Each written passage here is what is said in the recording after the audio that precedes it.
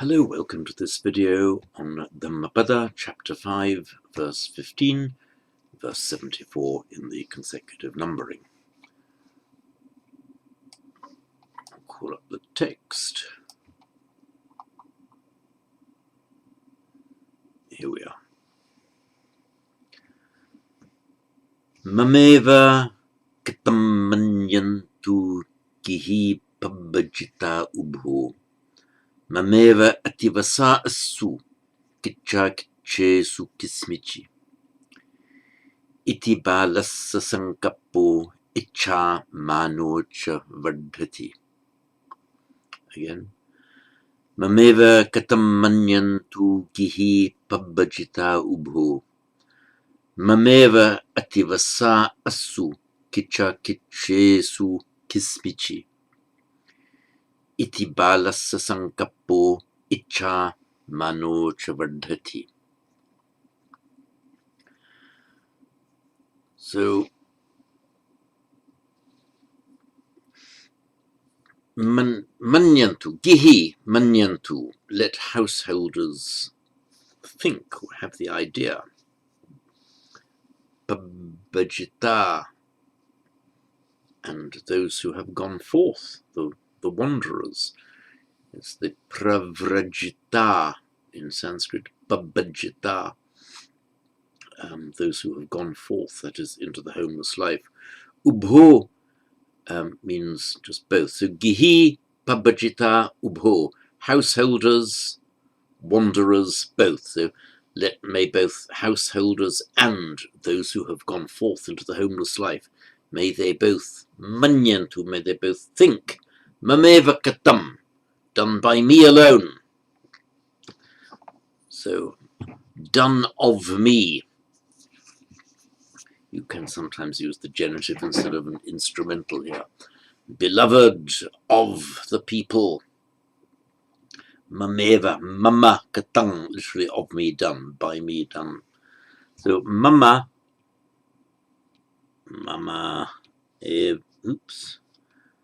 eva, then by Santi becomes mameva, by me alone, just me. Mameva katam, by me alone done, manyantu, let them think. The verb man, it is a class 4 verb in Sanskrit, and it's both parasmaipada and atmanepada. Being a class 4 verb, it means it inserts the consonant ya before the ending, and it's both parasmaipada and atmanepada. So it is, in Sanskrit, it can be both manyati and manyate. And in Pali, where we get an N and a nya between vowels, in Pali that tends to become a double nya. And the atmanepada ending has, okay, not totally, but virtually disappeared as a regular ending. In Pali, there are remnants of it.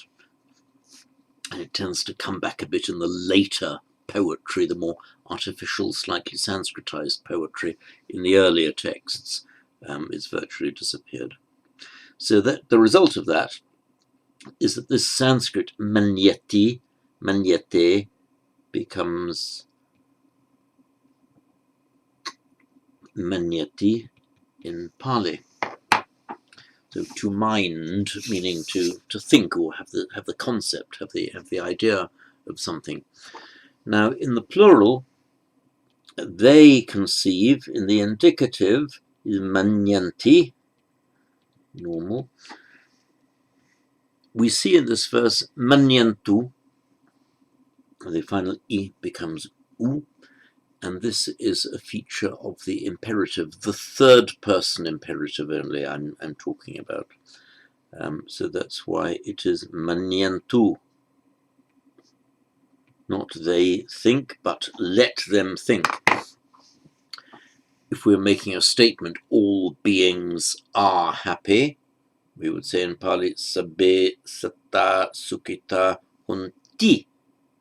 That's a statement. But we aren't making that statement. When we use this imprecation, we're expressing a wish. May all beings be happy. So we put it into the subjunctive with a hontu, not honti, which is a statement. So not subjunctive, imperative. So hontu, let them be, may they be. So sabbe satta sukhita hontu. That's the effect of that u rather than the e at the end. So manyantu, mameva katam manyantu. It's like an imperative form here expressing a wish. May, let them think that this has been done. Mameva, by me alone. Katam, been done. And who should be thinking this? Both householders and wanderers. Ubho, both. So you say householders, wanderers, both. Giha. Also actually have geha. It's from the Sanskrit griha, meaning a house. So a gihin, I'm using the stem. Oops, sorry, I forgot to show you my. Silly me. I forgot to show you my iPad. Here we are again. I can't remember how much I missed now. I was showing you manyati, manyate. In Sanskrit becomes manyati. Then ny in Sanskrit becomes a double ny in Pali. So manyanti would be the indicative, manyantu imperative, let them think. And giha and geha, both from Sanskrit griha.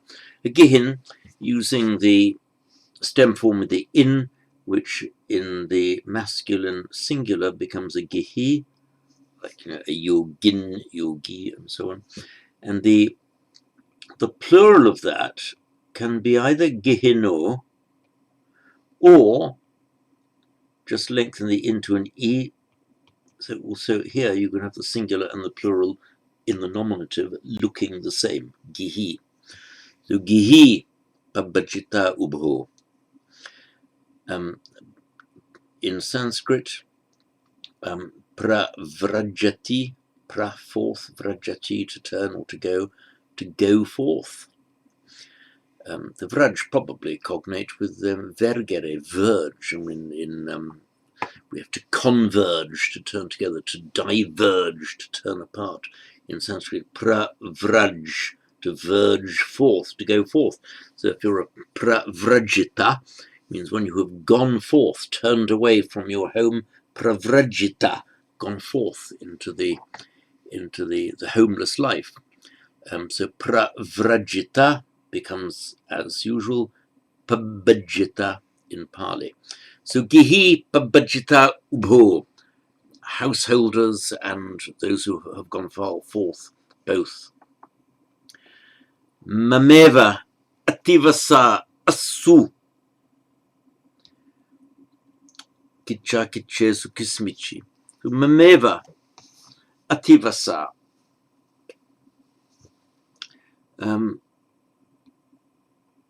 Vasha is the Sanskrit word vasha,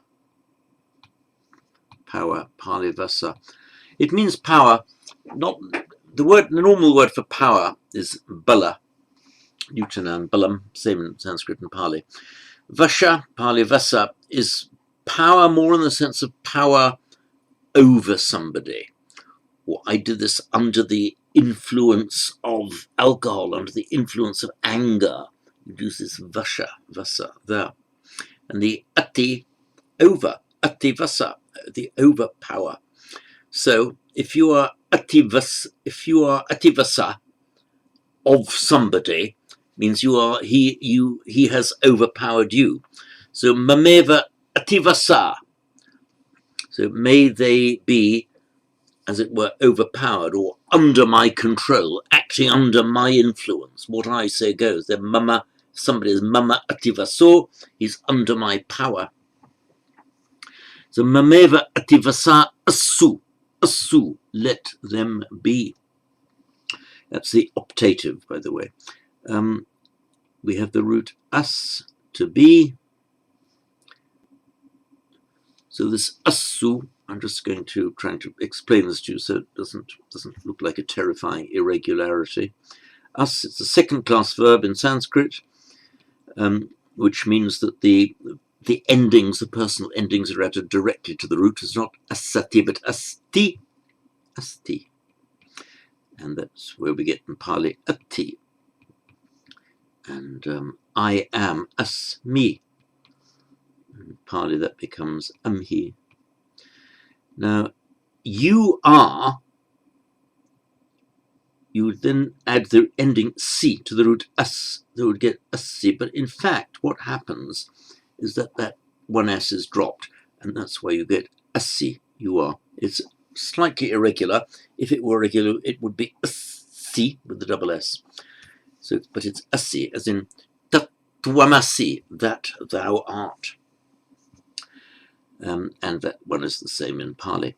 Now, this verb has a further irregularity in that in certain parts of the verb, the initial a drops off.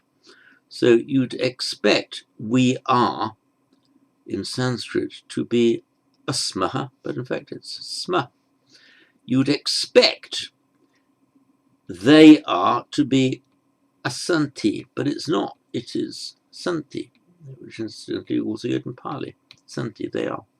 The optative, third person plural optative of those verbs where you add the endings directly to the stem is just you. Let them be. You'd have, if it were regular, it would be asyu. But what happens? The initial a drops off. So in Sanskrit, let them be is just syu. And that is what becomes asu in Pali. Let them be. And I think a few verses ago in the Dhammapada, we had the asumukho. This is just asumukho, literally tear face, the asu. So, but this is just one of those cases where we have words that are clearly distinguished in Sanskrit. Syu and ashru. Ashru meaning a tear. So syu and ashru both become asu in Pali. Though in reality the context would make it clear. Asu, incidentally, it's used in the old form of the language. It was dashru. And in Greek, dakria, tears, dashru, dakria, became an L in Latin, for some L transposed itself into a transmorphed, metamorphosed into a L. So dash, ashru, dashru, dakria, lacrima. The lacrimae Christi, the tears of Christ, and a lacrimogenic gas is a tear gas. It's from that same ashru originally, dashru, ashru. So mameva ativasa, masculine plural, let them be literally overpowered, let them be under my power. Mameva ativasa asu. Kitcha kitchesu kismichi. Basically, in all matters about what is to be done and what is not to be done. So, kismi is the locative of kim, meaning what. Kismi, in what, meaning in respect of what. Let them be under my power in respect of all of these matters. You use the locative here. So if you add the chit to the end, in fact in Sanskrit it would be chit, kismichi, that changes an interrogative into like a generalized, like anything, not in what, but in anything. Kismichi, in anything at all. Kismichi, in anything at all. Then we've got another locative plural here, also meaning with regard to, in anything at all, in other words, in absolutely all matters, kitcha akichesu, in things that are to be done and not to be done. Let me explain that. Root kri, to do. One way of making the gerundive, or the future passive participle, to be done, something that is to be done, you add the ya, but, where the root consists of or ends in a short vowel, and kri is a short vowel. It doesn't have ya, it has tia. You have this inserted t. So kritya becomes kritya. And by regular phonetic mutation, kritya is kitcha. So kitcha means something that is to be done, something that has to be done, like a chore, a task, or anything that is to be done. And akritya, just the opposite of that, something that you must not do, something to be avoided. So putting these together into a dvandva compound, just you could put kichesu, akichesu cha, in things to be done and in things not to be done, or you can put them together, kicha kichesu. So let's look at this in Sanskrit.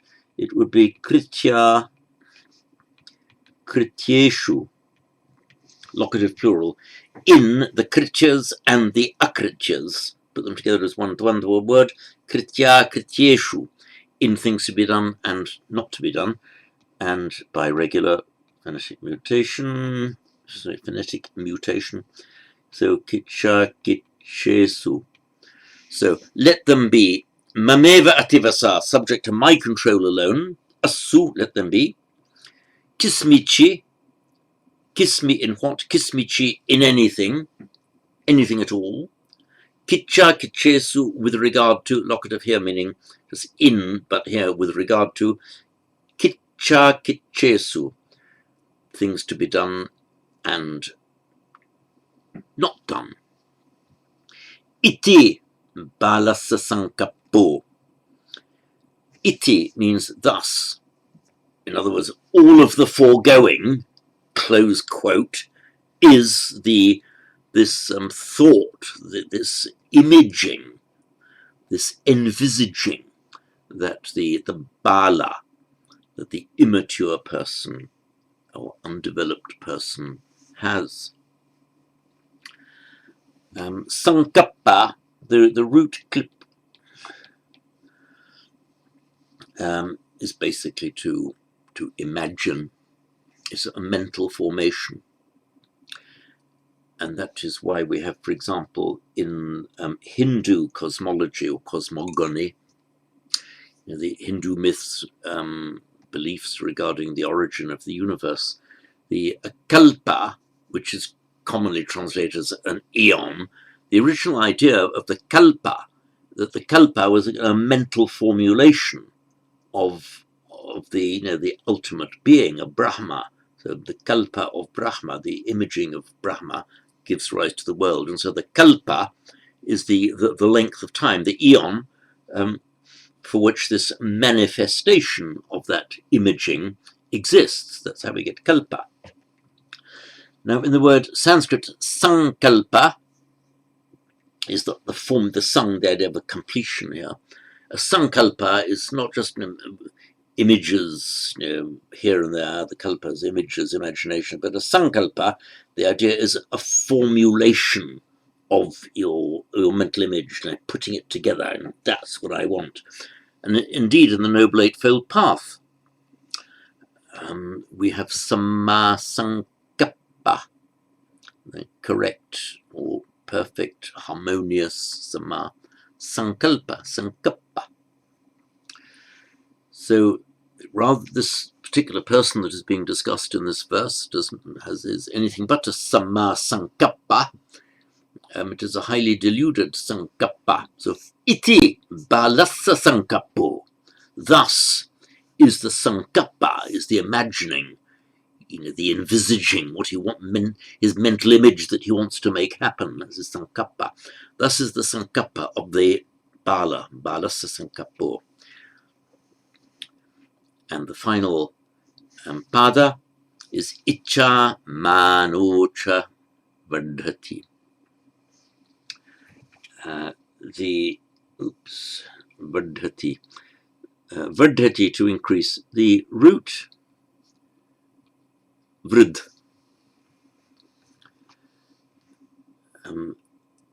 Sanskrit, it's an atmanepada, it's a class 1 atmanepada, so the vrid becomes vardhate. And in Pali, it is buddhati. It just means grow, growth. In fact,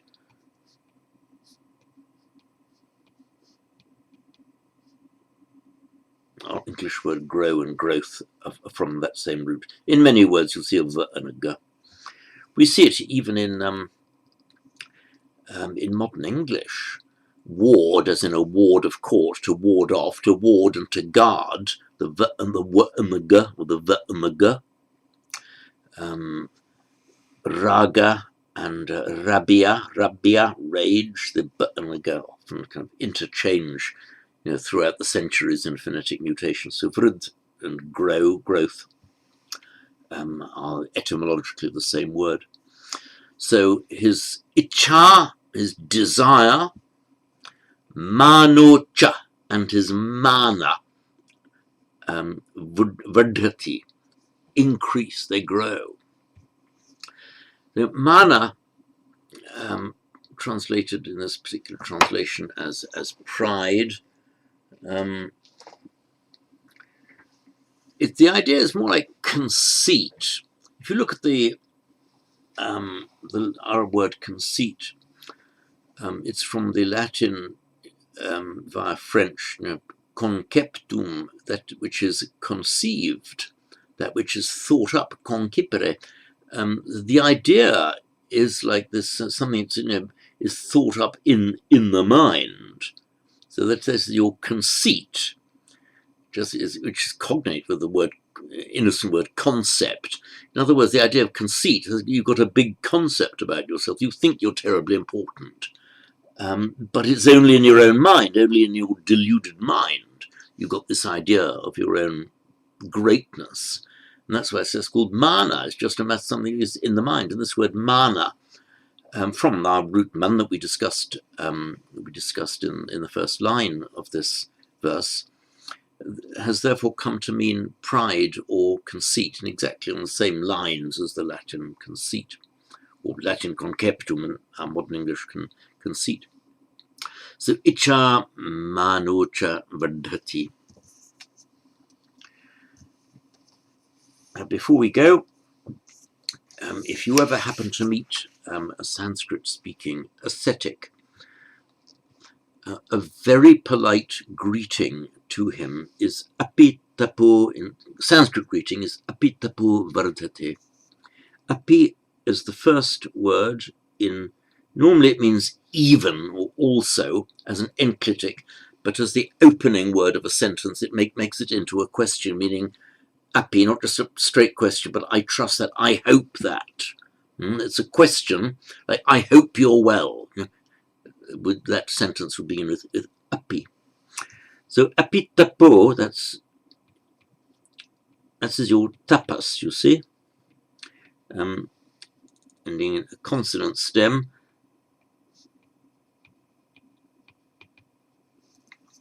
And the us becomes o before the following voiced consonant. So api tapo vardhate, is your tapas increasing? And this doesn't quite mean are your austerities becoming greater and greater. It means are your austerities increasing in the sense of being fruitful, achieving the desired result. So api tapo vardhate is a very courteous, respectful greeting to be given to an ascetic whom you see undergoing his tapas, his austerities. There we are. So that is the end of this video on verse 515, 74. So hopefully now you'll have a good understanding of this verse and also a knowledge of how to greet Sanskrit-speaking ascetics. That's it from me on this one.